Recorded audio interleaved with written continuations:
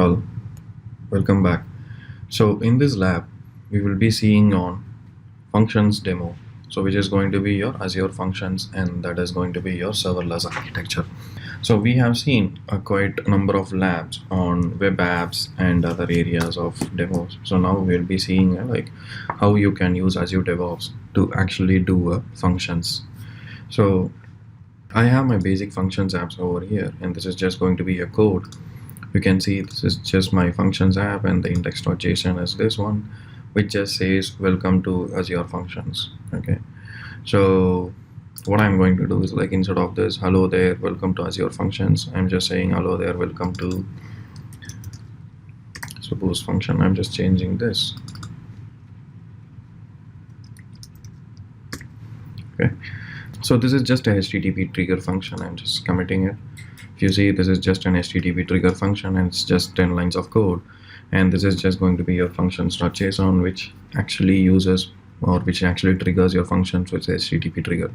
Okay, and I have my ARM templates also over here, which is actually going to create a storage account, and then it is actually going to create a function set.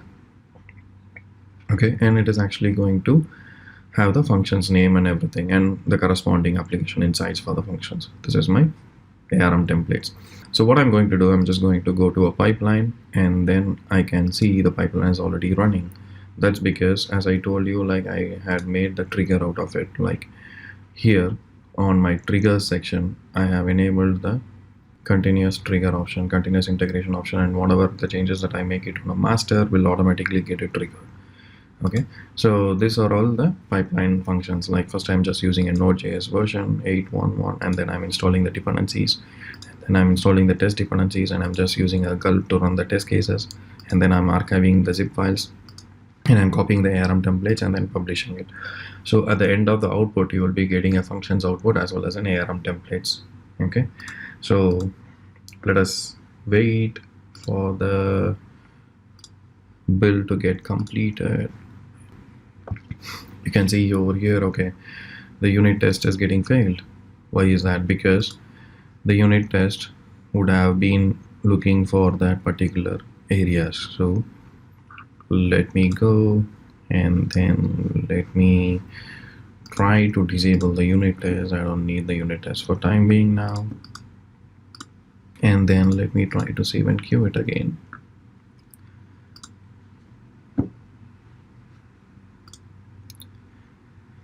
Okay, so this actually will be starting the build pipeline now.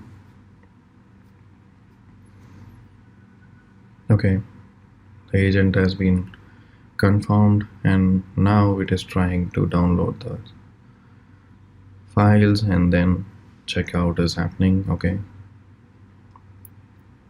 checkout is done. Now it is trying to install the Node.js version. Okay, everything is fine. Now it is going to install the dependencies.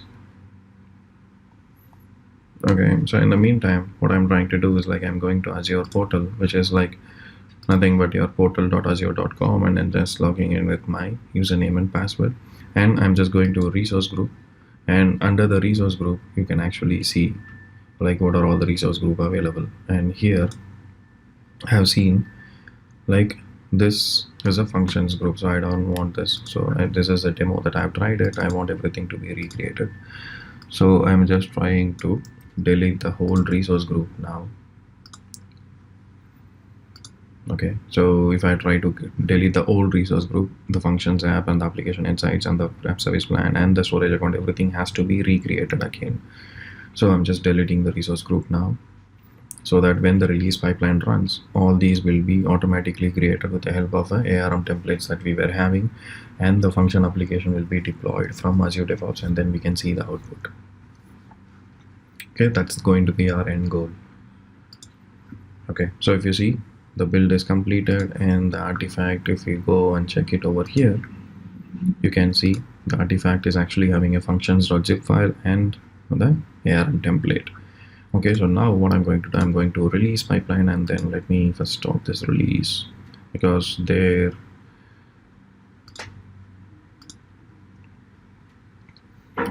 Okay, I'm canceling this because there I'm trying to delete the resource group, because when the resource group is deleting and the same resource group is getting created, then it will become a problem. Okay, I'm just trying to cancel the release, and now I'm just going and editing the pipeline. Okay, so here this is going to be the artifact that is actually coming out from the build pipeline, and this is going to be my particular task. And inside this I have only two tasks available. One is actually the resource group creation, like this is going to be my resource group creation, or I can just choose this particular subscription out of it. So I'm just trying to authorize as usual.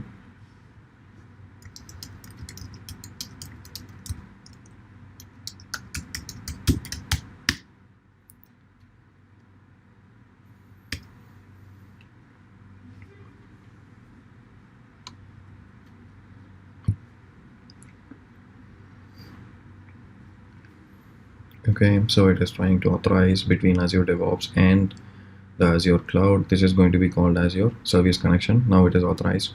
Now it is actually asking you for a resource group. So either I can actually choose any resource group that is available, or I can just give a location out of it. So I'm just giving a location as East to West. Okay, because that's my favorite. I'm just giving it. And this is going to be my template that I am actually taking it from my drop location. Okay, so this is going to be my function template or JSON. Okay, and this is the parameters that I'm actually giving it over here. So here, if you see, this is going to be my function app name, which is function demo 2020, and this is going to be the app service plan name, and I'm creating it as dynamic one, and this is going to be my storage account name, and the application insights location is going to be East to West. Fine. And I have deployment types of three models. One is incremental, complete, and validation. So if I give incremental, whatever the changes that was done last time, it won't do it again. So it is idempotent. So whatever the new changes that we wanted, only that it will get deployed. Complete is again it will deploy from the scratch. Validation is it just checks only. Okay. So here I just need to give the resource group name. So let this resource group create deleted. Okay, the resource group is deleted now. Now when I go to the resource groups now, if you see that resource group is not available. So what I'm trying to do, I'm trying to create a new resource group called as func demo. Keep 2020. Okay, and I'm just creating func demo 2020, and then I'm trying to create the resource group. Okay, my resource group is created and it is empty now.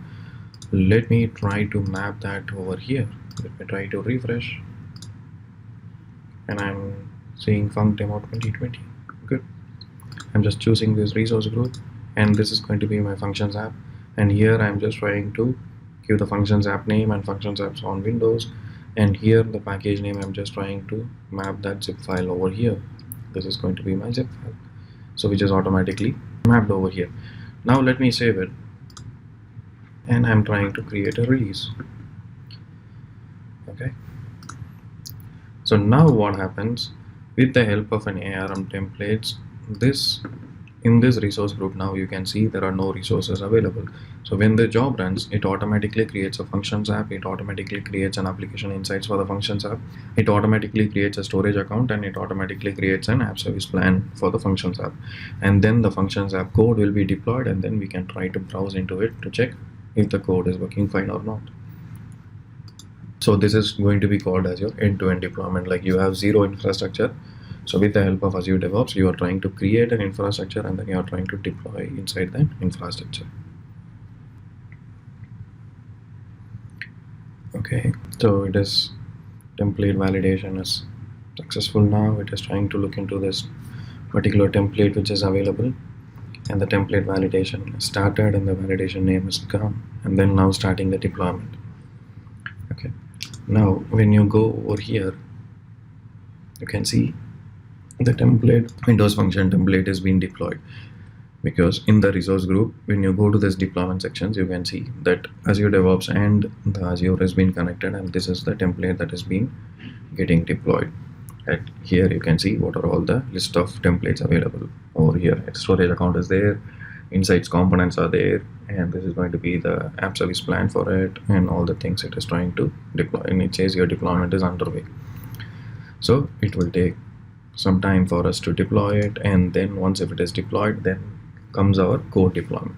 Okay, it takes another couple of minutes, so just stay cool. Okay, so what I'll do is like I'll pause the video and then I'll come back once after the deployment is completed.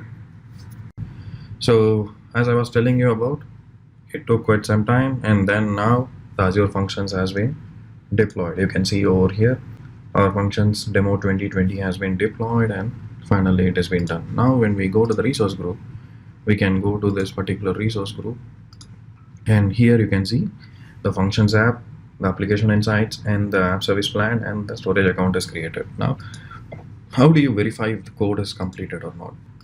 So here I can actually get the particular website name, and when I run this website name, I'm able to see your functions app is up and running, but that doesn't actually give me a proper output. See, your functions app is up and running, but this is not the proper output that I want. Then how can I go and check the output? I just need to go inside the functions app. Okay, and the functions app that we created is a HTTP trigger function, if you remember. So we are going to this functions menu, and here, okay, this is not deployed properly because it says like it is actually in a read-only mode because you're running from a package file. To make any changes, update the contents in your zip file and then website run from package app settings. This shouldn't be the case.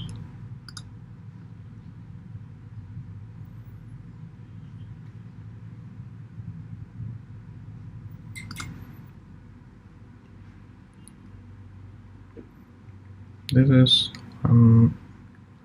okay. Let me go to the functions app again, and then I'm just clicking on the pipeline again, and then I'm seeing what exactly went wrong. So this is the zip file that I wanted. Okay, fine, just giving it as star. Okay, good. And then here is where all the app settings and everything is run, and additional deployment option. I'm just trying it to run as zip deploy. Okay, and then what exactly I'm getting it over here, website run from the package. It says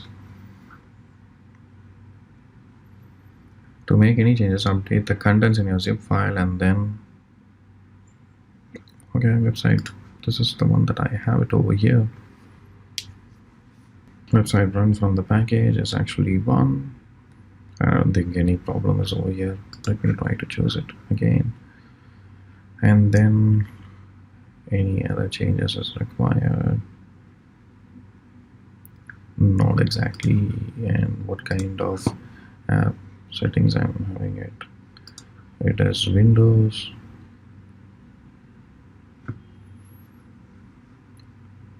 Okay.